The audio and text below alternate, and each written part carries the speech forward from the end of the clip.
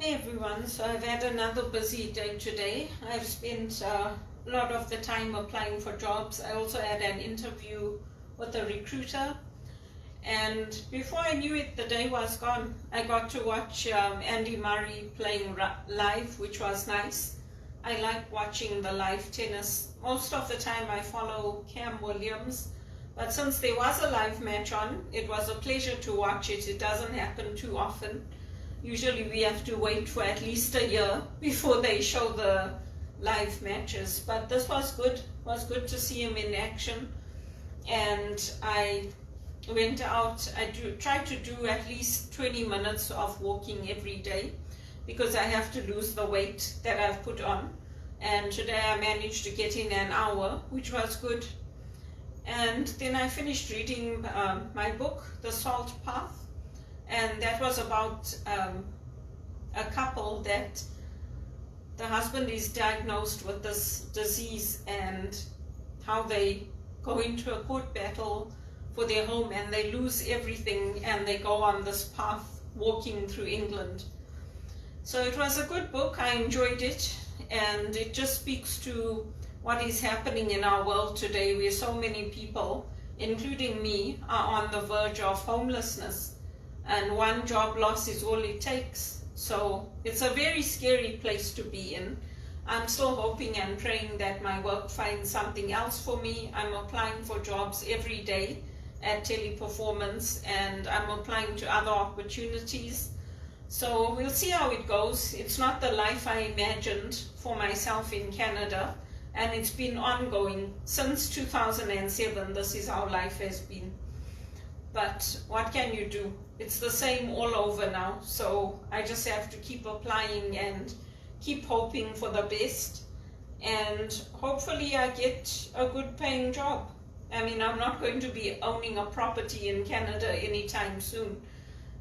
There's just a lot of discrimination, and there's a lot of people who don't believe that I'm capable of holding those jobs paying $70,000 and above. So unfortunately, that's the way the cookie crumbles. And if I had to do it over again, I would have probably just stayed at TD and taken the decrease in salary or whatever. But you live and learn. You can't go back and change it. And I wouldn't want to go back into banking now with everything that's happened to me. So I finished another chapter on this book, Developing the Leader Within You. And this chapter was on serving people. So again, John Maxwell takes concepts that are already in the Bible, and then he applies them in these leadership books.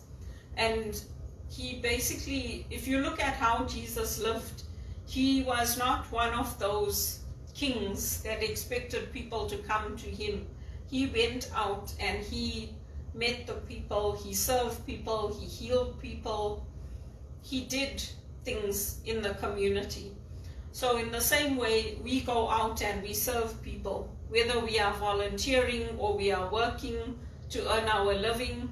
And for somebody like me, I hate staying at home. I hate being unemployed, and I hate not having work. I absolutely hate it. I mean, I wouldn't have gone to university and gotten an education and done all the things if I just wanted to sit at home and do nothing and occupy my time doing hobbies or knitting or sewing or painting or baking. I mean, the money doesn't fall from heaven. So, when we serve, we help others and we get something in return when we're working. And it's not about relying on your position or your title. I mean, if I'm working in the call center, I'm just as happy as I am working in consulting. I'm not concerned about the title. I would like to obviously earn the money that I know I'm capable of earning. But if I don't get that, I take whatever I can, just because I don't have a choice. I mean, if I had a choice, I would be sitting pretty like other people. I would have my own property, my own car, driving. I would be comfortably rich by now. And I say rich because if you have a property and you have a car, you're richer than most people on this planet. So he talks about trying to see things from others' perspectives, trying to encourage others when we are in the workplace, and looking at their strengths, not looking at their weaknesses, but looking at their strengths and helping people to build on those, and helping people to get where they need to be or they want to be in their careers. He puts quotes in his books. So for example, he says, Benjamin Franklin says, no one is useless in this world who lightens the burden of it for someone else. And Mahatma Gandhi says, the best way to lose yourself in the service is in the service of others. Martin Luther King says, everybody can be great because everybody can serve. And Nelson Mandela said, I stand here before you not as a prophet, but as a humble servant of you, the people. So that's very different to some of the leaders we have today who are telling us what we know. They are people who are dictators that are ruling our countries. But true leaders love to serve and they love to help others, not to sit while their own bank accounts are growing fat and they're traveling all over the world in first-class jets and big entourages, and their people are suffering at home. That's not service. So it's a good chapter, I guess, to reflect on what are our gifts, what are your background, how are you using that background to serve others, what are the experiences that you can bring to your next role or to the next opportunity. And I don't hide it now. I tell everybody I'm looking for a job. It doesn't matter if it's the security guard in my building or somebody at the grocery store or the bus driver or the priest at the church. I tell everybody that I'm looking for work because you don't know where that opportunity is going to come from. I reached out to all the managers I worked with in the past. I sent messages today on LinkedIn, contacting people, telling them if I applied to jobs in their organization, and I just do everything I can, like I've always done. This is the same process that I have went through for 11 years, and it's draining. I mean, it's exhausting because it's like cold calling when you're building your business. You're not just sitting in a retail store waiting for people to come to you and waiting for them to come in and buy your product. You're basically selling yourself. You're selling your brand. You're selling who you are. You're selling what you can do for the company. You're selling how it's going to benefit them. You're selling why they should keep you. So it's all those things. And also the relationships that I've built up with IntelliPerformance. So when they started here and I started with them, we didn't have a good reputation and we didn't have the brand that we have now.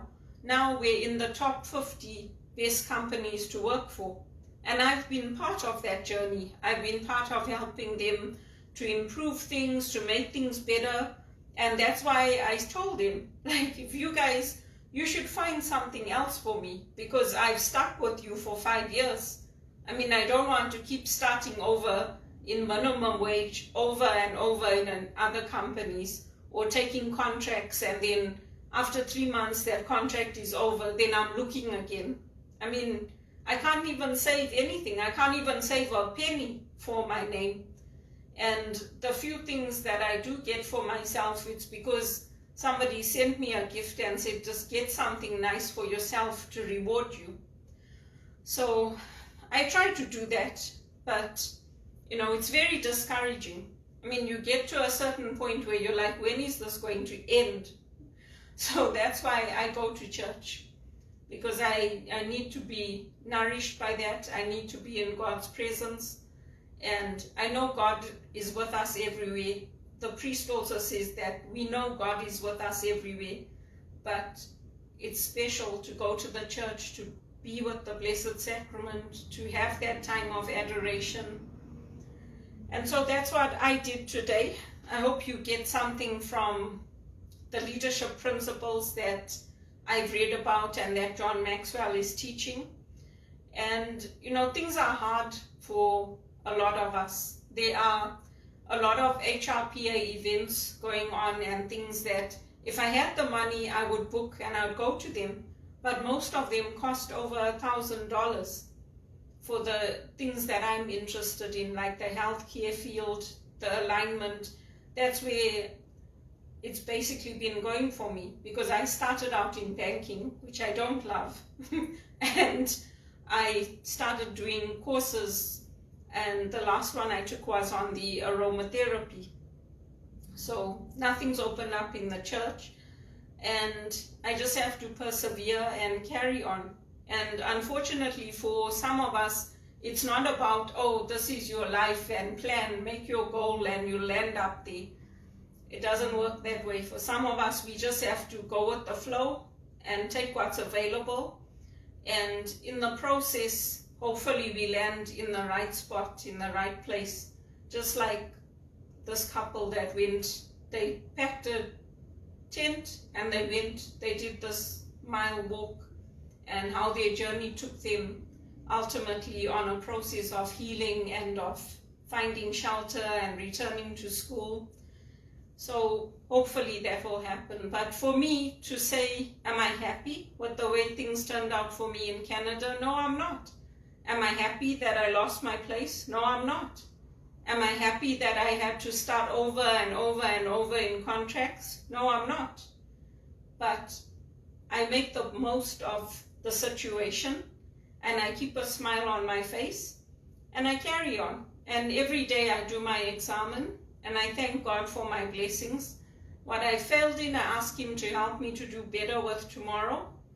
And I use my sacramentals. I have my brown scapular in my room. I have my rosaries here. I use holy water and blessed salt in my cooking. I do all those things because I do believe there's good in the world and there's also evil in the world. There's a lot of things that we don't see, that we don't necessarily know about and we can't explain, that happen. And it's not to say that they say, oh, good things happen to good people. Well, I don't necessarily think that's true. Some of us have become disabled because of the evil of others or because of the evil in society. There's a lot of things that happen to us which are not within our control.